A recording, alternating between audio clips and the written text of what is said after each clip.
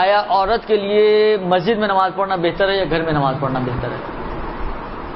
مثلا عورت جو ہے مسجد میں جا کے نماز پڑھے یا گھر میں نماز پڑھے، اس میں مختلف نظریات ہیں۔ آغا خوئی کا نظریہ یہ تھا کہ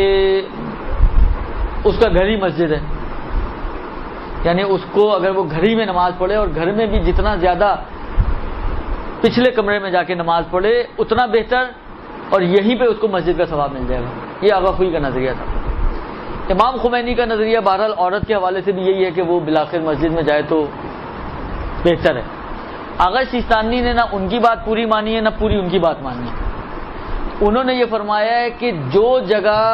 حجاب کے لحاظ سے زیادہ محفوظ تر ہے وہاں نماز پڑھنا عورت کا بہتر ہے۔ درست؟ خوب، اگر فرض کریں بعض اوقات ہوتا ہے مثلا گھر میں شادی ہے، آنا جانا چہل پہل، محرم نہ محرم سب چل رہا ہوتا ہے، ہماری شادیاں تو ویسے ہی ماشاءاللہ بہترین دین کا نمونہ پیش کر رہی ہوتی ہیں، تو ایسی صورت میں مثلا فرض کریں پڑوس میں آپ کے گھر کے پڑوس میں مسجد ہے، ادھر اگر آپ نماز پڑھیں گی تو سکون سے نماز پڑھ سکتی ہیں، ٹینشن فری ہیں آپ،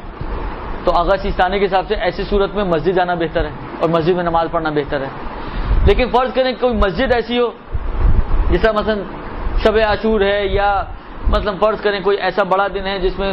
اعتکاف ہو رہا ہے یا آنا جانا لوگوں کا لگا ہوا ہے، اس میں مسجد محفوظ نہیں ہے، گھر زیادہ محفوظ ہے، تو گھر میں نماز پڑھنا بہتر ہے۔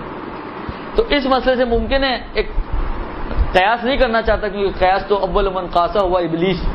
وہ ابلیس تھا جس نے قیاس کیا تھا، لہٰذا میں قیاس نہیں کرنا چاہتا کہ اس صف میں شامل ہو جاؤں۔ میں صرف